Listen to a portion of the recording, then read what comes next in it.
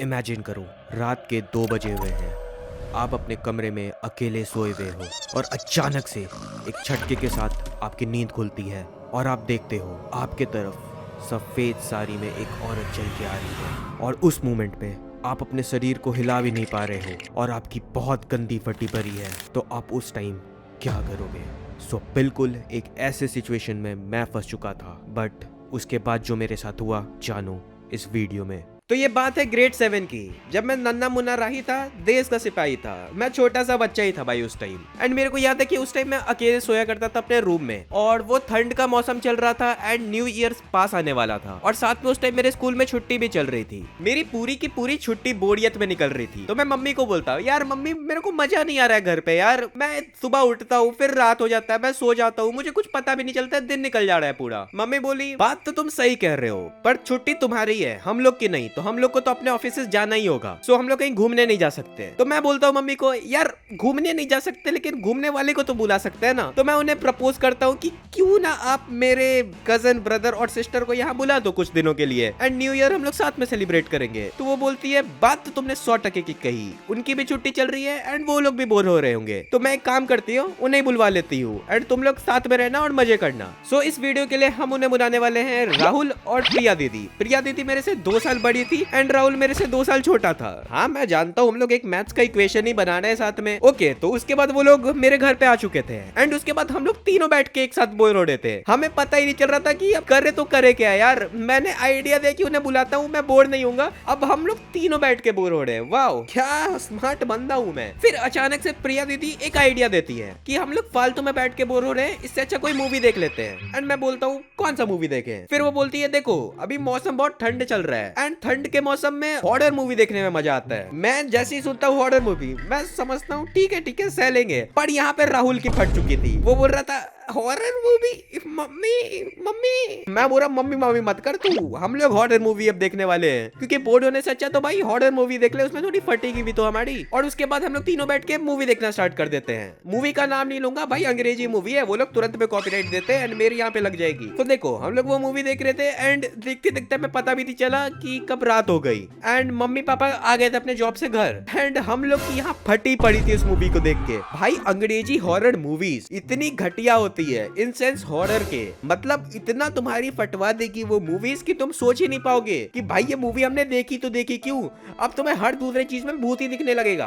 पर कोई ना, हमने जैसे तैसे सह लिया था। पर राहुल की उस टाइम अलग लेवल की गई लगी थी भाई। वो अकेले वॉशरूम में नहीं जा रहा था, उसको वॉशरूम में कोई एक आदमी लेके जा रहा था एंड गेट पे खड़ा रह रहा था। वो चिल्ला रहा था, आप हो ना बाहर गेट के, मुझे डर लग रहा है। भाई मतलब मैं बता ही नहीं सकता हूँ क्या हो गया था उसके साथ। लेकिन जैसे तैसे मूवी खत्म हो गई एंड फिर हम लोग का सोने का टाइम हो गया था। सो राहुल एंड प्रिया दीदी मेरे बगल वाले रूम में सो रहे थे एंड मैं अपने रूम में अकेले सो रहा था। हॉरर मूवी देख के एक बड़े से बड़े आदमी की लग जाती है एंड मैं यहाँ 7 ग्रेड का बच्चा हॉरर मूवी देखने के बाद अपने अंदर इतना तो गुदा रख ही रहा था कि मैं अकेले सो जाऊंगा अपने रूम के अंदर। एंड मैं सो भी गया, सब कुछ वहां तक बढ़िया चल रहा था एंड मेरे को नींद भी आ गया। फिर अचानक से रात के 2 बजे मेरा नींद खुलता है। क्यों?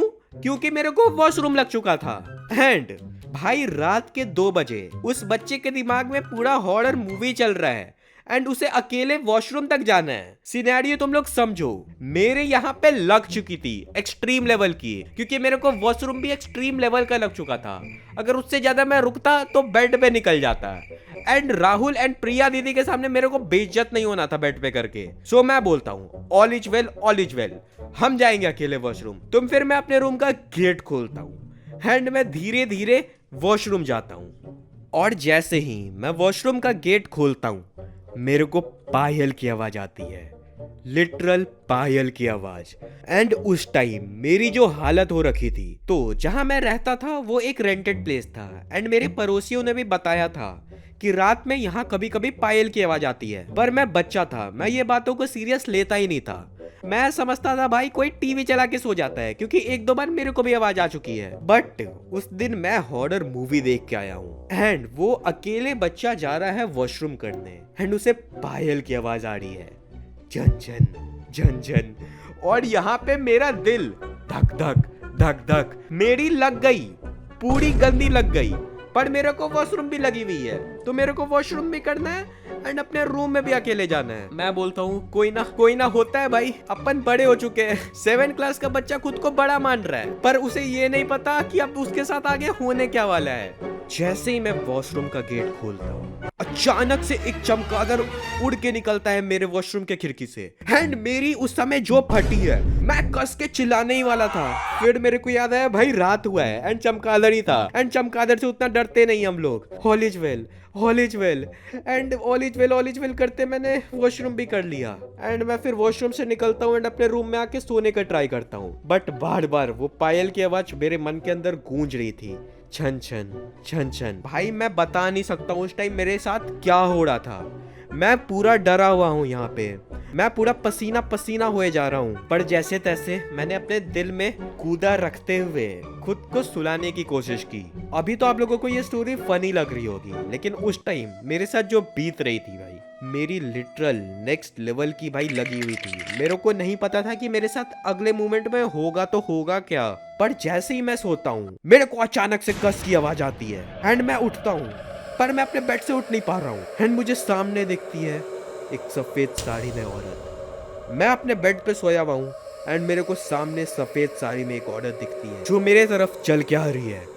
मैं चिल्लाए जा रहा हूँ, पर मेरे को खुद की आवाज नहीं आ रही, मैं हिल भी नहीं पा रहा हूँ। मुझे पता नहीं है कि मेरे साथ हो क्या रहा है। वो मेरे पास आती है एंड उसका चेहरा देखते ही भाई मेरी जो उस टाइम लगी है और उसकी वो डरावनी हंसी, मेरे को पता नहीं चल रहा था मेरे साथ हो क्या रहा है। मैं हिल भी नहीं पा रहा हूँ उस टाइम, पर मैं फिर भी खुद को बोलता हूँ भाई बुरा सपना है, सोने का ट्राई करता हूँ।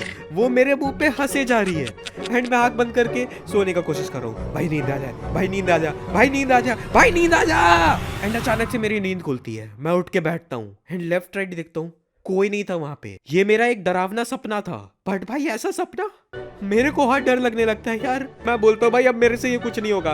मैं भाग के जाता हूँ एंड अपने मम्मी के रूम में जाके सो जाता हूँ, क्योंकि मेरे को पता था कि मैं अपने रूम में तो अकेले सो नहीं पाऊंगा। एंड मैं जाता हूँ एंड मम्मी के पास जाके सो जाता हूँ। मैं नहीं जानता हूँ भाई, मैं नहीं हो सकता लौंडा, मैं पिघल गया भाई भूत के सामने, मेरे को बहुत गंदा डर लग रहा है। और उसके बाद सुबह हो जाती है एंड फिर मैं राहुल और प्रिया दीदी के पास जाता हूँ एंड उन्हें सब कुछ बताता हूँ कि मेरे साथ हुआ क्या है। प्रिया दीदी भी सेम बात बोलती है। नींद में मेरे को भी कोई व्हाइट साड़ी में एक औरत दिख रही थी एंड वो हंसे जा रही थी। मुझे कुछ समझ नहीं आया तो मैं सो गई एंड राहुल की यह सुनते ही आंसू निकल गई। वो पूरा डर चुका है बच्चा, वो पूरा थर-थर कांप रहा है कि मैं यहाँ नहीं रहूंगा, ये क्या हो रहा है यहाँ पे, मेरे को घर जाना है मम्मी। मैं बोलता हूँ भाई चुप, भाई चुप, कुछ नहीं होता, ये सब भूत भूत नहीं होता है। पर भूत तो हम देख क्या रहे भाई नींद में। भाई मेरे को कुछ समझ नहीं हो रहा है ये क्या हो रहा है। फिर मैं जाता हूँ एंड मम्मी को पूरी बात बताता हूँ कि मम्मी हम लोग तीनों के साथ ये हुआ रात में। मम्मी बोलती है कि उन्होंने भी नोटिस किया है कि कभी कभी उन्हें भी नींद में व्हाइट साड़ी में कोई औरत दिखती है और वो आके मेरी मम्मी के मुंह पे हंसने लगती है एंड मम्मी को ये वहम लगता है एंड वो